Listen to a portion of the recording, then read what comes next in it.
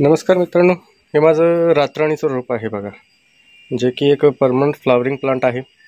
पण काय झालेलं आहे की जे आता डिसेंबर जानेवारीमध्ये खूप थंडी होती बघा, त्यामुळे याची थोडीशी कंडिशन तुम्ही बघू शकता. याची भरपूर पानगळ झाली होती आणि याची वाढही थांबली होती बघा. पण आता हळूहळू फेब्रुवारी सुरू होत असतानाच याच्यावरती नवीन ग्रोथ दिसायला लागलेली आहे बघा.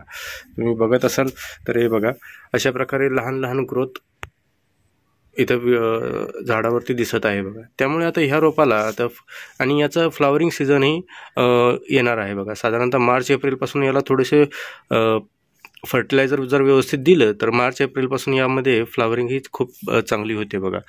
तर आता आपल्याला काय करायचं आहे, याची जे अनावश्यक फांद्या आहेत आणि ते आपल्याला प्रून करावं लागणार आहेत, आणि जेणेकरून जी नवीन येणारी ग्रोथ आहे ती झाडाची सगळी एनर्जी त्या नवीन येणाऱ्या फांद्यांकडे जाईल आणि ते ग्रोथ चांगली होऊन त्यावरती कळ्या येणारे जे आहेत, फुलं जी येणारे आहेत ती खूप सुंदर आणि सुगंधी फुलं येतील बघा. तर चला तर बघा, आता आपल्याला काय करायचं आहे की याच्या ज्या फांद्या आहेत जे की थोड्याशा लेगी पण झालेल्या आहे, ज्यावरती पानंही गळ झालेली आहे आणि थोड्या लांब लांबही फांद्या वाढलेल्या आहेत, तर आपण त्यांना काय करणार आहोत, एक असं सॉफ्ट प्रूनिंग करणार आहोत, जेणेकरून जी नवीन ग्रोथ जी दिसत आहे ती आपल्याला व्यवस्थित येईल बघा. आणि जुने फ्लावरिंगचे बघा, तुम्ही दिसत असेल जुन्या फ्लावरिंग झालेल्याच्या त्या काड्या पण यावरती हे आहेत बघा. तर त्या पण आपण अशा कट करून टाकणार आहोत अशा प्रकारे. हे बघा,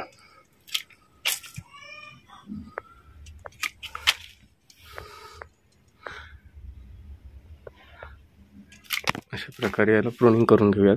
हार्ड प्रूनिंग करायचं नाही आहे, कारण हार्ड प्रूनिंग ही फक्त या रातराणीच्या रोपाला आपण पावसाळ्यामध्ये करू शकतो. अशा प्रकारे ह्या ज्या थोड्याशा लांब झालेल्या फांद्या आहेत, जेणेकरून आपल्या रोपाला थोडंसं बुशी आकार येईल आणि थोडंसं रोप दिसायलाही छान दिसेल बघा. अशा प्रकारे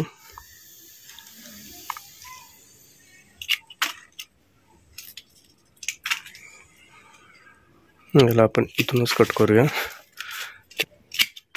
आणि काय होतं, वरच्या ज्या कोवळ्या फांद्या आहेत त्यावरती जी नवीन ग्रोथ येत असते त्यामध्ये एवढी स्ट्रेंथ राहत नाही बघा. आणि स्ट्रेंथ नसल्यामुळे काय होतं, त्यावरती फ्लावरिंग ही चांगली होत नाही बघा. त्यामुळे ह्या अशा ज्या छोट्या छोट्या पातळ ज्या फांद्या आहेत ह्या आपल्याला पूर्ण काढून टाकायच्या आहेत बघा. हे बघा, अशा प्रकारे हे रोप आपल्याला पूर्ण स्वच्छ करून घ्यायचं आहे, जेणेकरून काही इन्सेक्टचा अटॅक झालेली पानं असतील म्हणा किंवा काही पिवळी पडलेली पानं असतील ती सगळी काढून घ्यायची आहेत. आणि ज्या डायवॅक झालेल्या फांद्या असतील, ज्या की सुकलेल्या फांद्या असतात, त्या पण यावरून आपल्याला काढून टाकायच्या आहेत. त्यामुळे काय होईल, झाडांची जी एनर्जी आहे ती वेस्टेज होणार नाही आणि झाड आपली एनर्जी नवीन ग्रोथ तयार करण्यासाठी लावेल बघा. आता यानंतर आपल्याला काय करायचं आहे की याची थोडीशी खुरपणी व्यवस्थित करून घ्यायची आहे बघा. अशा प्रकारे व्यवस्थित खुरपणी करून घ्यायची आहे. तुम्ही बघू शकता माझ्या रोपाची कुंडीतली जी माती आहे ती भुसभुशीत आहे एकदम. आणि अशी जर वेल्डन सॉईल असेल तर यामध्ये रातराणीचं रोप खूप छान येतं. आणि ह्या रोपाला बघा, माझ्याकडे लावून साधारणतः 1 वर्ष झालेलं आहे. आणि याने सप्टेंबरमध्ये पावसाळा संपल्याच्या नंतर सप्टेंबर ऑक्टोबरमध्ये छान फ्लावरिंगही केलेली आहे बघा. त्यामध्ये मी एक शॉर्ट व्हिडिओ याचा या रोपाचा आपल्या चॅनलवरती टाकलेला आहे, तुम्ही बघू शकता. त्याची फ्लावरिंग खूप छान फ्लावरिंग झाली होती बघा. आता याचा दुसरा बहार आहे हा. साधारणतः वाढीचा काळ आहे आणि वाढ झाली याची पूर्ण की साधारणतः मार्च एप्रिलमध्ये याला फ्लावरिंग होऊ शकते बघा. तर आता आपण याला काय करणार आहोत, याला फर्टिलाइज करणार आहोत. तर फर्टिलायझर देण्यासाठी आपल्याला 2 प्रकारे देता येतं, की जेणेकरून तुम्ही आहे असं मातीमध्ये थोडंसं मातीमध्ये असं खड्डा करून फर्टिलायझर देऊ शकता.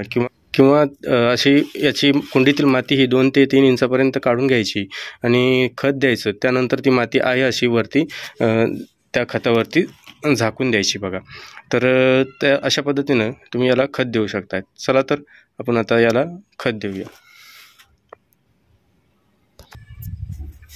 खत देण्याअगोदर आता आपण काय करणार आहोत, मी जी पद्धत वापरणार आहे तुम्हाला सांगितल्याप्रमाणे मी दुसरी पद्धत वापरणार आहे. त्यामध्ये आपण काय करणार आहोत, यामधील माती एक साधारणतः 2 ते 3 इंचापर्यंत माती काढून घेणार आहोत. माझं तुम्ही रोप बघू शकता. हे जो आपला 20 लिटरचा पाण्याचा जार असतो त्यामध्ये हे रोप लावलेलं आहे.